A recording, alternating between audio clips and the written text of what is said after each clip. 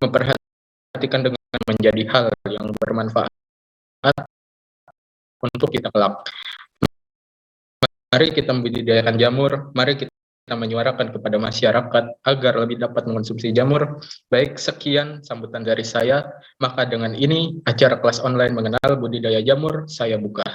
Terima kasih. Salah dan khilafnya mohon maaf. Wassalamualaikum warahmatullahi wabarakatuh. Baik, kami ucapkan terima kasih kepada Saudara Ridho atas sambutannya. Selanjutnya kita memasuki sesi foto bersama. Kepada teman-teman sekalian bisa diaktifkan kameranya karena kita akan foto bersama. Dan untuk sesi foto bersama ini saya serahkan ke Saudara M. Nur selaku PDD. Terima kasih.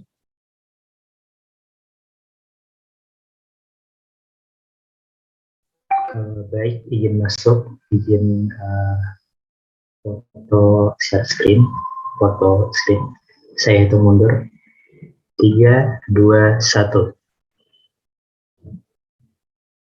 Baik, sekali lagi. 3, 2, 1. Baik, terima kasih. Saya kembalikan ke MC. Baik, terima kasih. Untuk rangkaian acara selanjutnya akan saya serahkan kepada moderator kita untuk membimbing jalannya kelas online kita pada hari ini. Kepada Saudari Elinda Widya Lestari, dipersilahkan.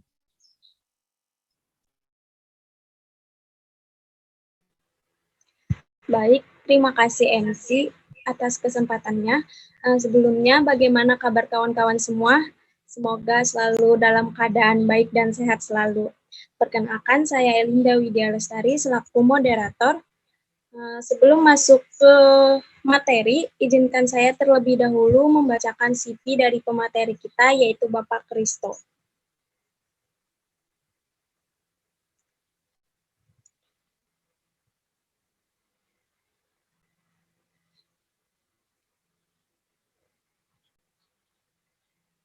Baik. Bapak Kristo Lumius, yang biasa dipanggil Pak Kristo, lahir di Sidoarjo, sebuah kota industri di Jawa Timur, pada tanggal 23 Maret 1976, merantau sejak lulus SMP pada tahun 1992, dan melanjutkan pendidikan sampai lulus S1 di Samarinda. Untuk skill dari pemateri kita dapat dilihat, ada beberapa, yaitu salah satunya budidaya jamur tiram. Dan beliau ini lulusan S1 Pertanian jurusan agronomi atau budidaya pertanian pada tahun 2002 di Universitas Widya Gama Mahakam Samarinda. Pengalaman kerja beliau dapat dilihat juga, dan pada tahun 2009 sampai tahun 2013 Bapak Kristo ini mengajar muatan lokal teknik budidaya jamur tiram dan pada tahun 2013 hingga sekarang beliau mengajar teknik agroforestry. Untuk pencapaian Bapak Kristo pada tahun 2017 beliau sebagai pembimbing siswa pada Olimpiade Kehutanan Indonesia di Universitas Gadjah Mada, Yogyakarta. Dan pada tahun 2019 beliau sebagai pembimbing siswa pada Lomba Kompetensi Siswa SMK Kehutanan di Jakarta. Dan tidak perlu panjang kata lagi, dan pastinya kawan-kawan sudah tidak sabar untuk penyampaian materi tentang budidaya jamur, maka untuk itu dipersilakan kepada Bapak Kristo menyampaikan materinya.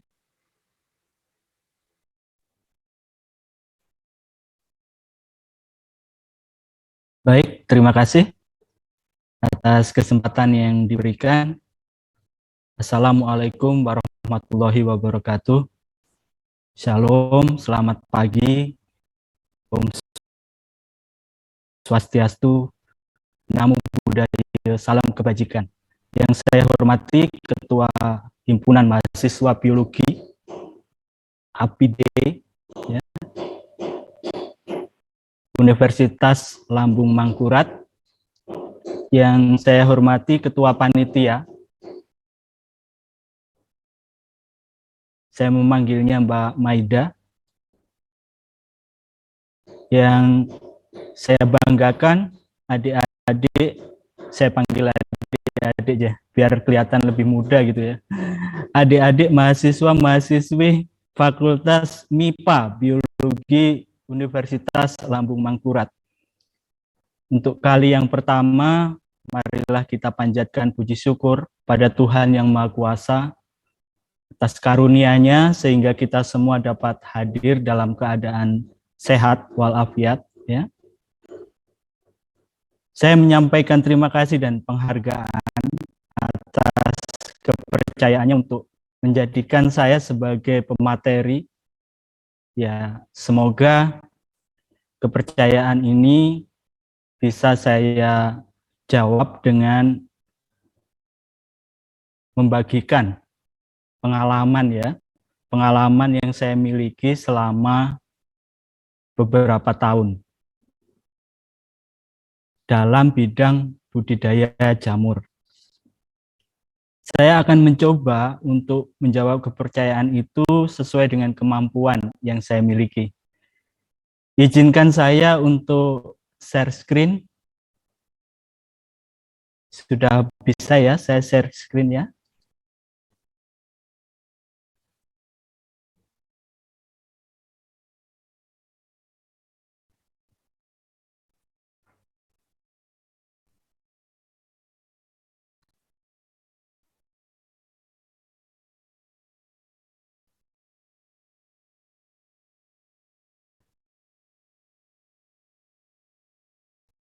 Materi yang akan saya sampaikan adalah teknik budidaya jamur tiram atau dalam istilah biologinya itu atau nama ilmiahnya Pleurotus ostreatus.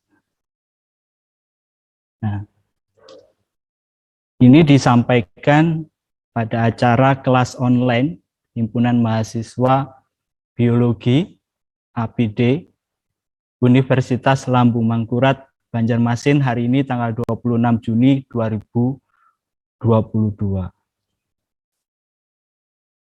Sebenarnya materi ini idealnya kalau kita mau mendalami betul sampai dengan aspek analisis finansialnya itu minimal dilakukan dalam diklat selama 3 hari. Nah, ini kita sampaikan dalam waktu lebih kurang 2 jam. Ya, mudah-mudahan apa yang saya sampaikan nanti bisa tepat waktu dan tepat sasaran ya. Karena waktunya sangat singkat, sementara kalau untuk diklat biasanya itu disampaikan dalam waktu 3 hari minimal. Saya pernah mengajar diklat budidaya jamur itu sampai 7 hari atau 1 minggu, gitu ya. Baik, nah mengawali presentasi saya, ada sebuah pertanyaan.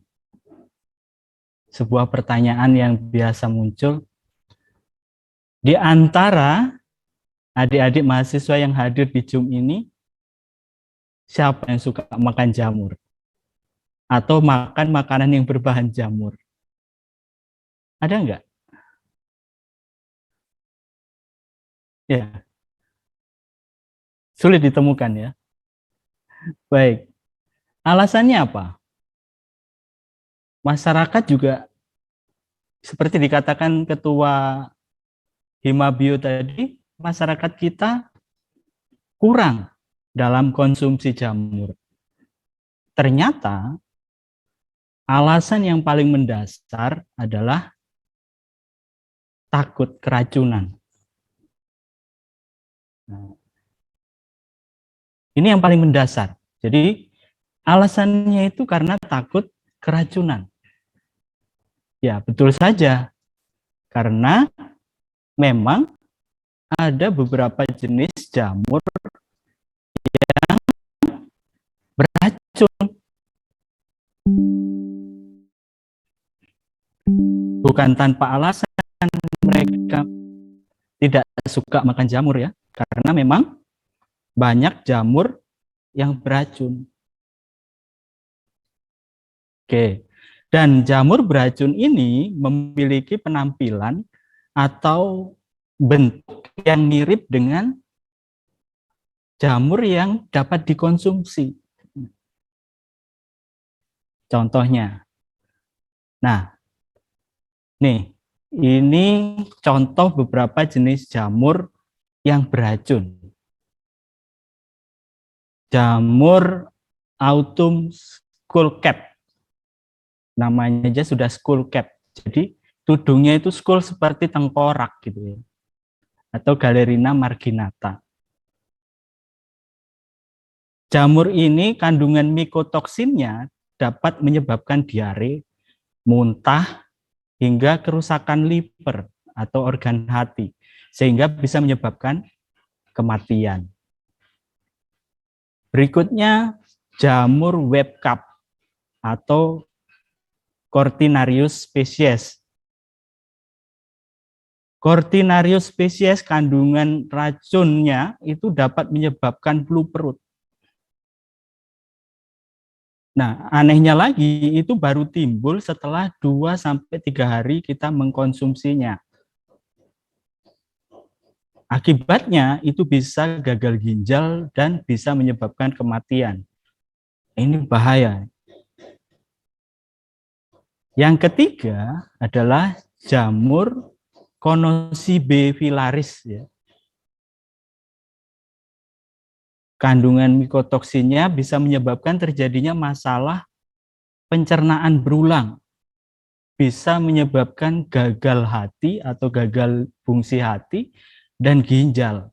Nah, memang penampakannya kelihatannya baik-baik saja, tapi ternyata menyimpan racun yang luar biasa. Nah, berikutnya jamur dead cap atau ini dari kelompok Amanita phalloides. Ini paling beracun. Hanya dalam waktu 6-12 jam setelah makan, itu bisa menyebabkan nyeri perut, muntah, hingga diare berdarah. Nah,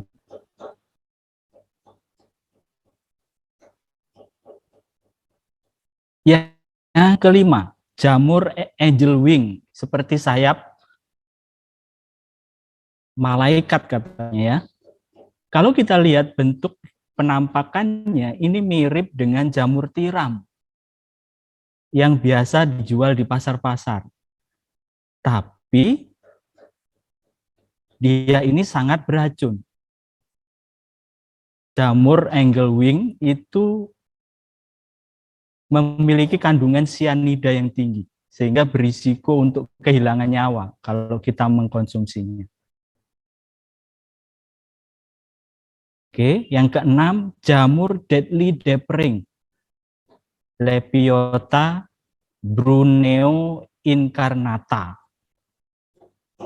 Nah, ini juga merupakan jenis-jenis jamur yang beracun, bisa menyebabkan keracunan liver dan menyebabkan kematian. Nah, yang ketujuh, ini yang ada di sebagian besar background kita hari ini ya kan. Kelihatannya sangat menarik, tapi jenis fly agaric ini, Amanita muscaria, ini juga beracun. Ya. Racunnya itu bisa menyebabkan gangguan saraf, diare, dan halusinasi. Oke. Ya, mungkin karena gangguan saraf itu jadi menjadi halusinasi. Ya, kalau gangguannya tidak terlalu berat, mungkin ya tidak masalah. Tapi kalau yang terlalu berat mungkin bisa jadi gila gitu ya. Yang ke-8, Podostroma. Nah, ini juga beracun. Bisa mematikan beberapa organ tubuh, sehingga dapat menyebabkan kematian juga. Ini beberapa tahun yang lalu itu menyebabkan kematian di Korea dan Jepang. Kelihatannya seperti tanduk ya, merah, warnanya menarik. Nah, ini penampakannya mirip-mirip dengan jamur yang bisa dikonsumsi. Ini adalah beberapa jamur. Nah, ada baiknya sebelum kita melaju ke jenis-jenis jamur yang bisa dikonsumsi, kita kenali dulu ciri-ciri jamur yang beracun itu seperti apa. Jadi jangan sampai kita nanti dengan asal-asalan gitu ya, ketemu jamur langsung dimasak. Nah, biasanya jamur yang beracun itu memiliki warna yang cenderung menyolok. Nih, seperti Amanita muscaria ini, dia memiliki warna merah pink gitu ya, yang menarik. Nah, baunya menyengat. Nah, baunya menyengat itu macam-macam. Biasanya itu bisa seperti daging busuk baunya, atau seperti bau gas metan, dan lain-lain. Ini baunya menyengat. Jadi kalau ada ketemu jamur dengan ciri-ciri yang seperti itu, ya jangan dimakan deh, karena resikonya tadi bisa menyebabkan kematian. Memiliki cincin. Ini adalah keajaiban Tuhan yang diberikan supaya manusia itu bisa mengenali jamur beracun. Nah, biasanya cincinnya itu di bagian ini, yang saya tunjuk dengan kursor ini. Ini ada cincinnya. Nah, kalau ada jenis jamur yang seperti itu, jangan dimakan. Umumnya ya, tapi ada juga tadi jamur yang tidak memiliki cincin, tapi beracun. Makanya kita harus tetap hati-hati. Yang keempat, tumbuh di tempat kotor. Walaupun jamur itu misalkan jamur yang bisa dikonsumsi, tapi misalnya kayak jamur enoki itu kadang-kadang tumbuh di limbah medis misalnya. Nah, itu jangan dimakan. Takutnya nanti itu dia menyerap bahan-bahan limbah medis yang berbahaya bagi tubuh kita. Walaupun secara normal itu bisa dikonsumsi. Nah, yang kelima, ini ciri-ciri yang umum ya. Jika dimasak itu berubah warna. Maksudnya bukan karena kecap, tapi ini berubah warna dengan sendirinya. Yang tadinya tubuh buahnya warnanya putih, pada saat dimasak ternyata dia berubah jadi coklat atau hitam gitu ya. Nah, itu jangan dimakan. Yang keenam, jika diiris dengan pisau stainless atau uang logam yang dari stainless itu, dia akan menimbulkan bekas atau noda. Misalkan, contoh yang paling mudah, kalau misalkan dia mengandung sianida, itu biasanya akan menimbulkan bekas warna biru keabu-abuan gitu ya, pada pisau atau uang logam tersebut. Nah, itu adalah beberapa ciri-ciri jamur beracun. Dari tadi kita bicara tentang kematian. Ternyata ada juga jamur yang dapat dimakan atau edible. Nah, di sini saya menggunakan kata mold atau kapang. Nah, perlu kita ketahui bahwa dalam klasifikasi biologi ada jamur yang mikroskopis. Nah, itu biasa disebut sebagai kamir atau yeast. Nah, sementara jamur yang makroskopis itu sebutannya menjadi kapang atau mold. Nah, mungkin supaya familiar, nanti kalau saya menyebut kapang itu artinya jamur yang makroskopis. Kita batasi di sini dulu, karena kalau kita tidak dibatasi, jamur itu luas. Ada 4 divisi besar gitu ya, yang semuanya itu ada manfaatnya, baik positif maupun negatif. Oke, ini beberapa jenis jamur yang dapat dimakan dan populer di Indonesia. Beberapa contoh ya. Yang di urutan pertama itu adalah jamur tiram atau Pleurotus ostreatus. Nah, jamur tiram ini ada bermacam-macam juga. Ada yang warnanya putih seperti yang ada di dalam lingkaran ini, jamur tiram putih. Ada yang berwarna coklat seperti yang ada di background ini ya. Ini adalah jamur tiram warna coklat. Ada juga yang warnanya pink. Tetapi yang paling disuka oleh masyarakat adalah yang warnanya putih. Oke. Nah, yang kedua, ini jamur kuping. Auricularia polytricha. Jamur kuping ini biasa kalau orang Tionghoa itu digunakan sebagai masakan untuk ditumis. Tapi kalau orang Indonesia ini biasa dipakai untuk campuran sop kimlo. Biasa ya, sop kimlo. Nah, yang ketiga, ini jamur gerigit atau Sisopilum. Jamur gerigit ini banyak tumbuh di daerah kita, terutama di kebun-kebun karet. Nah, di Kalimantan Selatan kan, Kalimantan Selatan, Kalimantan Tengah ini kan banyak petani karet ya. Nah, pohon-pohon karet yang sudah ditebang dan melapuk itu pada saat musim penghujan dia akan menumbuhkan jamur ini. Jamur gerigit. Jamurnya kecil-kecil, bergerigi. Nah, harganya lumayan mahal nih ya. 1 kilo bisa mencapai 65.000. Oke. Berikutnya, jamur merang atau disebut sebagai Volvariella volvaceae ya, Volvariella volvaceae. Jamur ini juga sangat terkenal bahkan di dunia.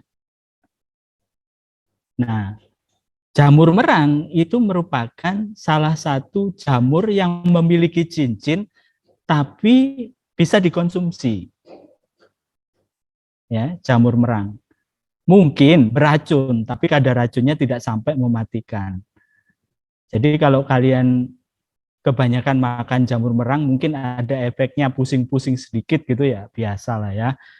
Nah. Berikutnya jamur kancing. Atau kalau dalam pasaran internasional disebut sebagai jamur campignon. Oke, ini kelompok Agaricus ya, Agaricus bisporus. Nah, berikutnya jamur enoki. Nah, ini banyak dijual di mall ya.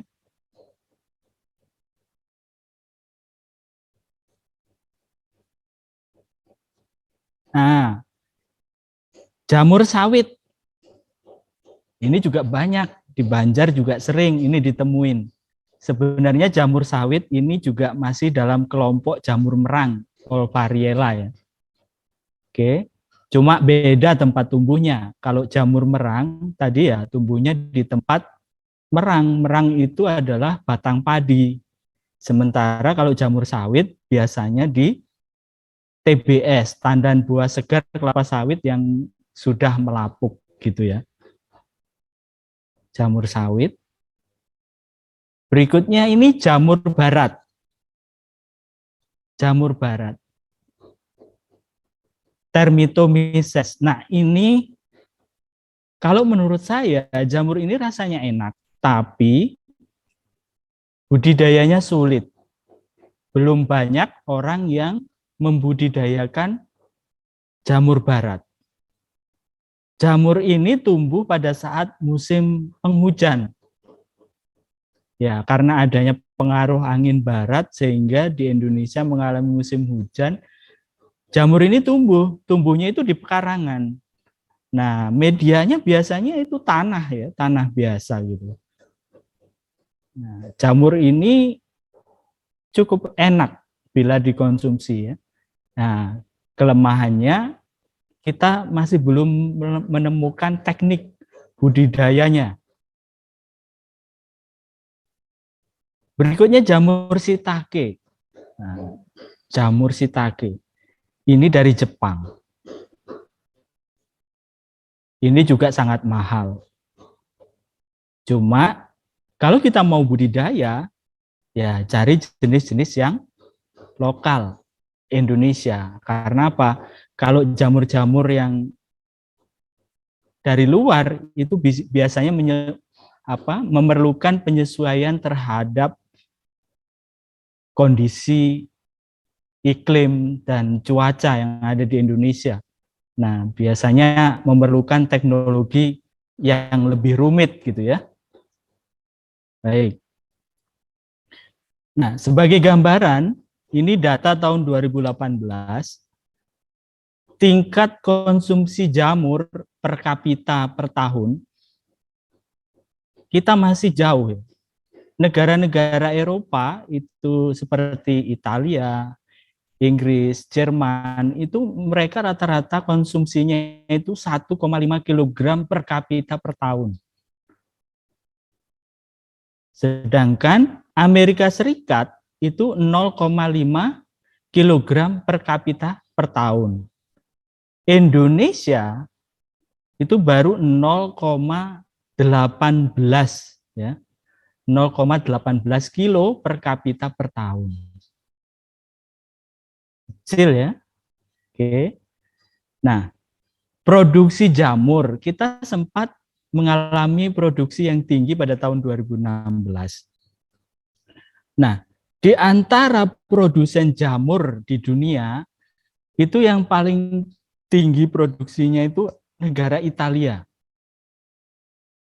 Itu mencapai 10.790.859 ton. Ini pada tahun 2016 ya. Di Cina itu 7 jutaan. Australia 50.367. Indonesia 40.906.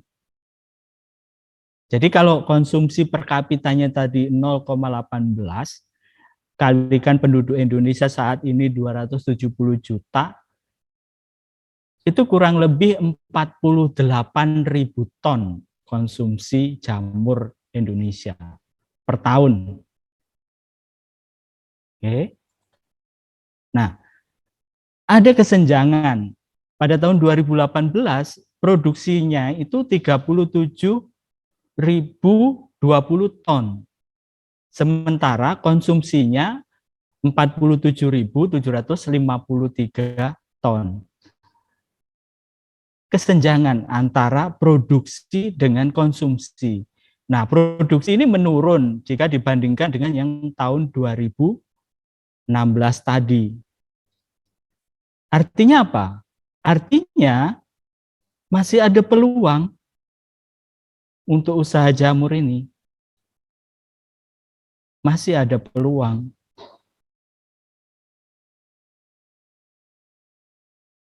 Nah, dari gap yang kita temukan pada saat tahun 2018 itu ada kesenjangan sekitar 10.000 ton produksi dengan konsumsi. Nah, untuk memenuhi 10.000 ton itu merupakan suatu peluang usaha yang sangat besar. Rata-rata ekspor jamur Indonesia, ya, ini dilemanya. Wong untuk kebutuhan dalam negeri saja kita kurang, tapi kita juga mengekspor jamur ke luar negeri. Nah, rata-rata per tahun itu berkisar sekitar 5.300 ton dengan nilai 9 juta US dollar. Nah, ini suatu pendapatan yang luar biasa. Alangkah lebih bagusnya lagi kalau ini bisa ditingkatkan. Sentra produksinya, nah kita ambil dua yang terbesar, yaitu jamur tiram ini yang paling banyak dibudidayakan. Itu ada di Jawa Barat, Jawa Timur, Jawa Tengah, dan Sulawesi Selatan. Sementara kita Kalimantan di mana posisinya gitu kan. Kita belum ada yang skala besar untuk memenuhi kebutuhan konsumsi, baik itu dalam negeri maupun kebutuhan ekspor. Jamur merang itu hanya didominasi wilayah Jawa Barat, sekitar Pantura ya, Karawang, Subang, Purwokerto ya. Banjar di mana? Padahal kalau kita lihat perjalanan kita dari Banjarmasin menuju ke Palangkaraya itu sepanjang kiri kanan kalau tidak salah kita melewati hamparan tanaman padi misalnya. Kan itu potensial sebagai bahan baku untuk budidaya jamur merang. Tapi semua itu belum dilirik. Ya, mudah-mudahan kita bisa tertarik setelah melihat ini. Oke. Nah, sebelum kita memulai usaha budidaya jamur, ada baiknya kita mengenal dulu ciri khas biologi dari jamur. Karena ciri-ciri inilah yang bisa kita manipulasi dan kita jadikan dasar untuk pengembangan. Disitulah teknologinya kita sesuaikan dengan kondisi biologi jamur di alam. Yang pertama eukariotik. Ya. Jamur itu eukariotik. Artinya mempunyai selaput inti. Jadi sel-selnya itu memiliki selaput inti. Dinding selnya terdiri dari kitin atau zat tanduk gitu ya. Bersifat heterotrop, tergantung dari organisme lain, baik dia berperan sebagai saprofit maupun sebagai parasit. Yang keempat, ada yang uniseluler dan ada yang multiseluler. Tadi sudah saya sampaikan. Bentuknya juga bermacam-macam. Kalau yang uniseluler itu biasanya bentuknya benang atau bulat gitu ya. Kalau yang multiseluler itu banyak. Ada yang bentuknya seperti tiram tadi, ada yang bentuknya seperti payung, ada yang bentuknya seperti tanduk tadi, macam-macam multiseluler. Ada yang bentuknya seperti mangkok dan sebagainya ya. Nah, ini ciri-ciri jamur. Berupa talus. Talus itu dulu sebelum klasifikasi modern, jamur itu dikelompokkan ke dalam kingdom plantae atau tumbuhan. Nah, ada pembagian di situ divisio talopita atau tumbuhan talus. Dari situ masuk jamur. Sekarang karena ada ciri-ciri penting dari tumbuhan yang tidak dimiliki jamur, makanya jamur dipisahkan menjadi kingdom sendiri, kingdom fungi. Berupa talus. Talus itu artinya belum dapat dibedakan mana bagian akar, batang, dan daunnya gitu ya. Nah, habitatnya itu di tempat yang lembab. Ini penting. Dengan pH rendah. pH rendah itu artinya berarti kurang dari 7. Merupakan organisme kosmopolitan, hampir ada di seluruh belahan bumi. Dari daerah tropis sampai ke daerah di kutub sana ada jamurnya. Reproduksinya seksual dan aseksual. Jadi seksual itu dengan cara plasmogami, kalau yang aseksualnya itu dengan fragmentasi hifa biasanya. Nah, itu adalah beberapa ciri jamur yang bisa dijadikan dasar untuk pengembangan budidaya. Bisa dimanipulasi dari karakteristiknya itu untuk dilakukan budidaya. Selain karakteristik itu, kita tahu bahwa jamur itu memiliki kandungan gizi yang tinggi. Di samping tadi yang beracun, dia juga memiliki kandungan gizi yang tinggi.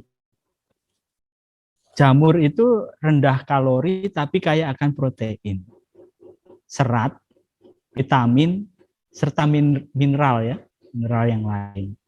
Selain itu, jamur mengandung antioksidan. Ini bisa untuk melawan sel-sel kanker. Ini jamur yang bisa dikonsumsi ya.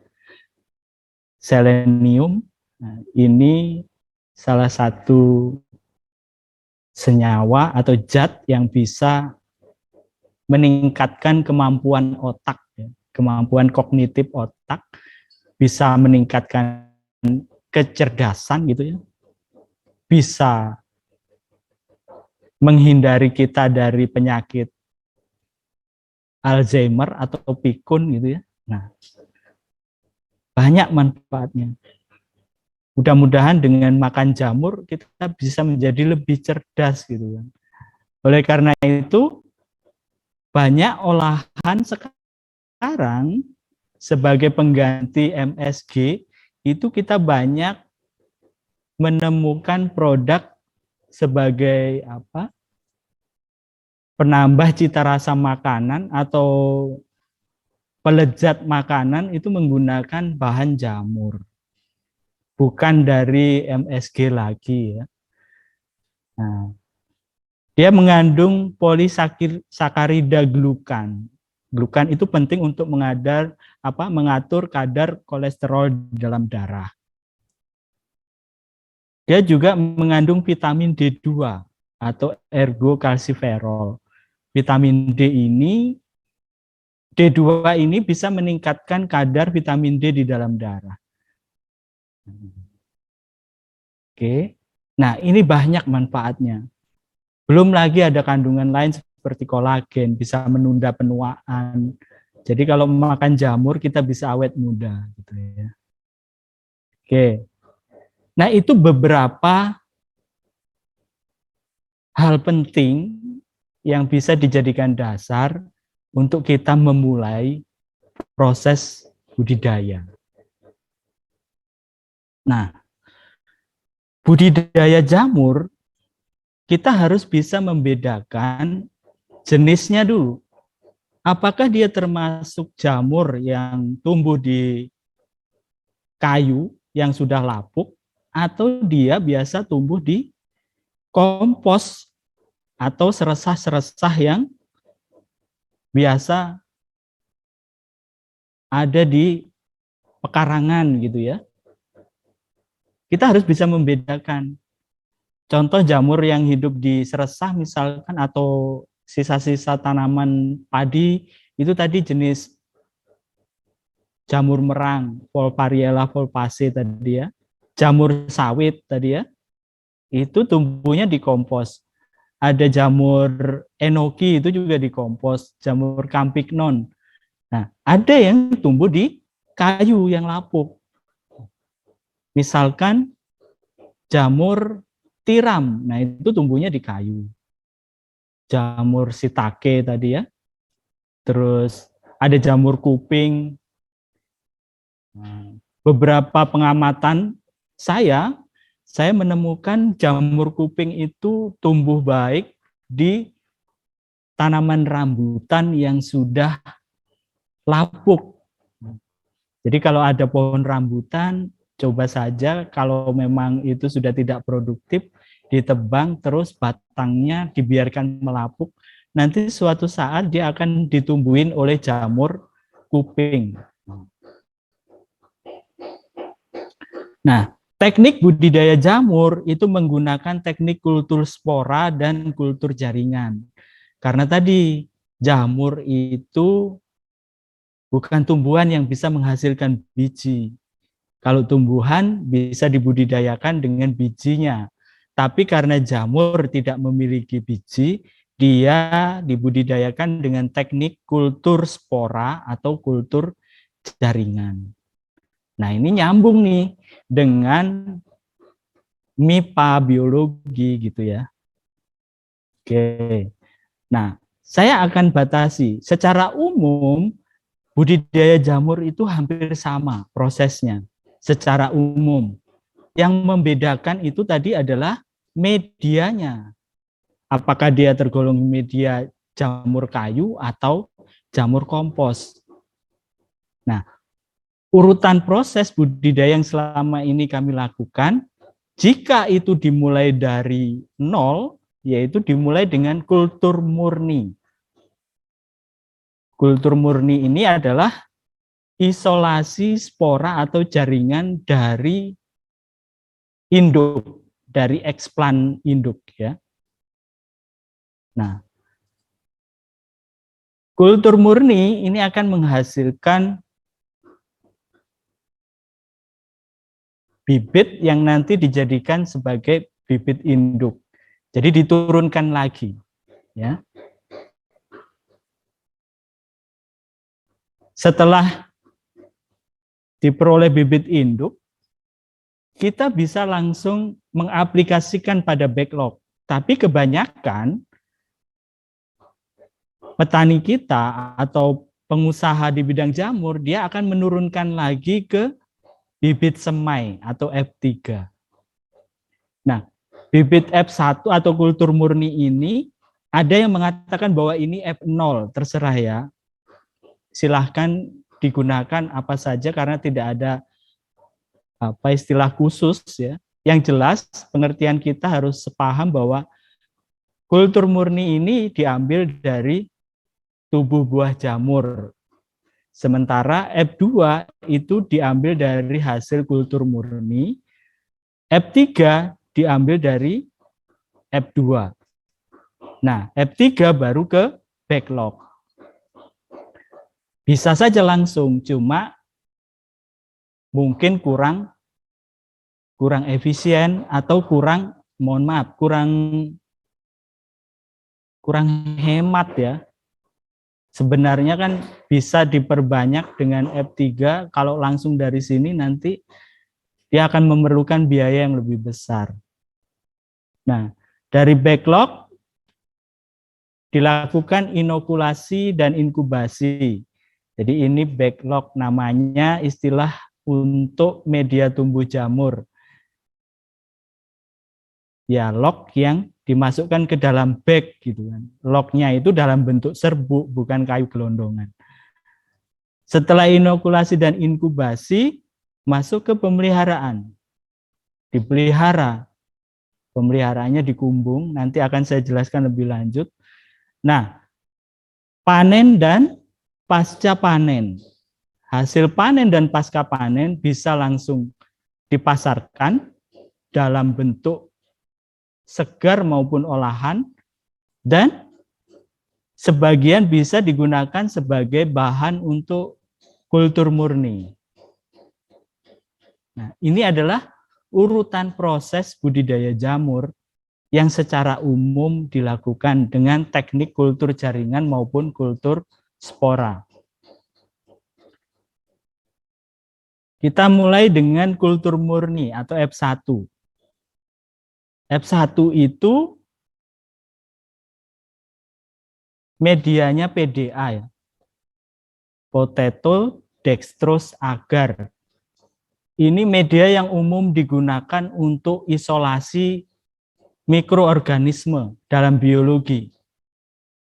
Saya yakin adik-adik mahasiswa juga sudah menguasai teknik pembuatan media PDA ini. Nah, di sini nanti ada alat, ada bahan, dan ada prosedur. Yang kedua itu explant.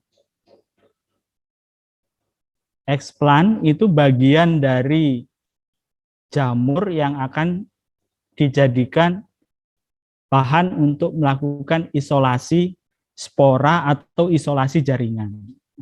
Yang ketiga isolasi. Oke. Nah, ini alat-alat untuk membuat media PDA.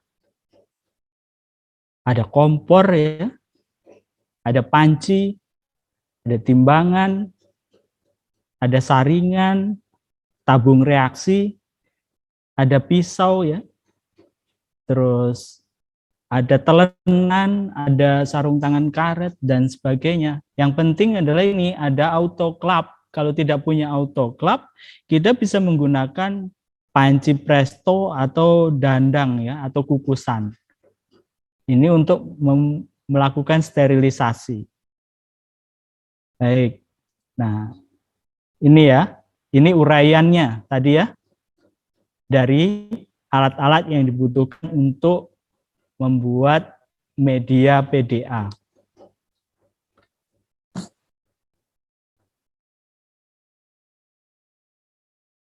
Bahannya, ya, yang pertama kaldu kentang. Ini untuk takaran 300 ml ya kaldunya. Kalau kita mau membuat lebih besar ya tinggal diperbanyak dari perbandingan yang ada. Kaldu kentang 300 ml. Dextrose, kalau tidak ada dextrose, ini bisa diganti dengan gula yang dihaluskan. Misalkan yang biasa digunakan untuk membuat kue itu ya, 6 gram. Agar-agar yang tidak berwarna, jadi yang tidak berwarna dan tidak berasa ya. Atau original, 5 gram. Vitamin B12, 1 tablet. Aquades 400 ml.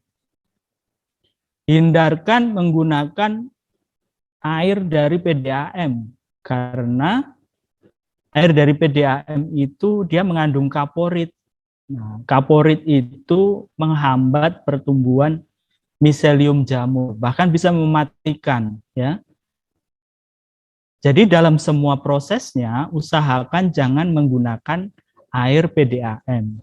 Gunakan air selain air PDAM kan banyak, misalnya bisa menggunakan air hujan atau air sumur kalau ada, terus bisa menggunakan juga air limbah AC. Kapas ya, kapas ini untuk penutup tabung reaksi yang bisa menyerap uap air. Jadi jangan menggunakan tutup yang kedap air sehingga nanti uap air yang ada di atas itu nanti dia akan berubah menjadi air terus netes ke media. Nah, itu bisa menyebabkan media menjadi busuk. Kapas ini penting. Biasanya kami menggunakan kapuk ya, yang biasa digunakan untuk bahan pengisi bantal itu. Kapuk itu bisa menyerap air. Kain kasa, jadi kapas atau kapuknya tadi dibungkus pakai kain kasa untuk menutup tabung reaksi. Aluminium foil, nah ini juga digunakan setelah ditutup kapas dan kain kasa. Karet gelang ini jika diperlukan. Jadi aluminium foil ini juga bisa diganti dengan kertas koran misalnya. Kalau pakai kertas koran biasanya kita bisa mengikatnya menggunakan karet gelang. Ya. Oke. Nah, prosedurnya sama lah ya, seperti yang adik-adik biasa lakukan di lab. Kentang yang dibutuhkan itu ya 1:1. Kalau misalkan kita membuat kaldu 300 ml, berarti kentangnya 300 gram gitu ya. Dikupas, dicuci hingga bersih, ditimbang sesuai kebutuhan, baru diiris tipis. Direbus ya, potongan irisan tadi dengan aquades hingga lunak. Kemudian disaring dengan saringan halus.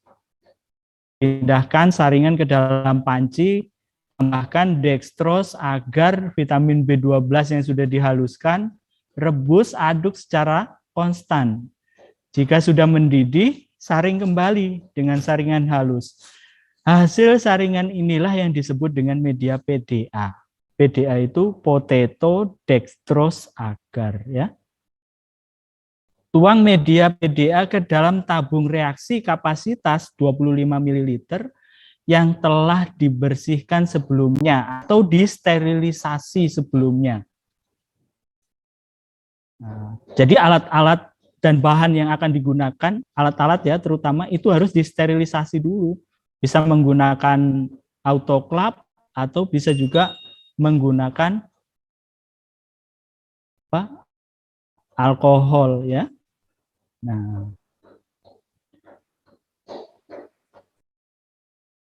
jangan dituang sebanyak-banyaknya, tapi mencapai 2,5 cm di atas dasar tabung. Jadi kalau tabung reaksi yang volume 25 ml itu kita sekitar 2,5 cm dari dasar tabung. Tutup tabung reaksi dengan kapas atau potongan kertas koran yang dilapisi aluminium foil pada bagian atasnya. Lalu sterilkan media dengan cara mengukus selama lebih kurang 4 jam. Jadi kalau kita menggunakan dandang itu kurang lebih 4 jam. Tapi kalau kita menggunakan autoclave dengan suhu 121 derajat Celcius, tekanan 1,1 atmosfer selama 20 menit. Nah, ini bedanya ya. Kita bisa menghemat waktu, tapi kita ingat juga autoclave ini memerlukan listrik yang cukup besar dan harga belinya juga mahal. Jadi bisa saja ini tidak terjangkau oleh sebagian besar masyarakat kita. Makanya masih bisa dimanipulasi atau diganti dengan menggunakan kukusan atau dandang atau menggunakan panci presto ya. Nah, setelah disterilisasi, letakkan tabung dalam posisi miring, kurang lebih ya 10 derajat. Nah, posisi miring ini untuk mendapatkan permukaan media yang lebih luas gitu ya. Kalau dia tidak diletakkan miring atau berdiri gitu, dia posisinya dia akan sedikit daya tampung perkembangan miseliumnya. Tapi kalau dia posisinya miring, itu permukaannya menjadi lebih luas. Ini harus dilakukan segera ketika media PDA masih cair atau dalam keadaan panas. Kalau terlambat, nah ini biasanya media ini akan cenderung sudah menggumpal, jadi susah. Dia tidak akan mendapatkan posisi yang kita inginkan. Dinginkan media PDA sebelum dilakukan isolasi. Nah, ini penting. Kalau kita mau aman, biasanya media PDA itu didiamkan selama ya minimal 3 hari sampai dengan 1 minggu. Supaya kita tahu bahwa pada saat setelah disterilkan itu masih ada tidak sih kontaminasi di media tersebut. Jadi pada saat umur 3 sampai 1 minggu itu, 3 hari sampai 1 minggu itu, kelihatan kalau memang dia ada jamur lain yang tumbuh, dia akan tumbuh di situ. Jadi itu tidak layak digunakan sebagai bahan untuk isolasi spora atau jaringan dari jamur yang akan kita budidayakan. Nah, selanjutnya pemilihan eksplan. Ini adalah contoh jamur tiram putih yang pertumbuhannya sangat bagus ya. Nah, eksplan yang baik itu harus memiliki syarat-syarat seperti ini. Tubuh buahnya bulat sempurna seperti yang digambar tadi. Berwarna putih bersih. Berumur 4 sampai 5 hari sejak tumbuhnya primordia. Primordia itu calon tubuh buah jamur. Jadi pada saat dia mau tumbuh itu nanti dia muncul seperti benjolan-benjolan atau talus gitu, itu namanya primordia. Nah, setelah 4 sampai 5 hari itu merupakan pertumbuhan optimum. Nah, itu yang paling bagus digunakan sebagai eksplan. Dan yang paling penting adalah sehat. Oke, sehat ya. Tidak terserang hama dan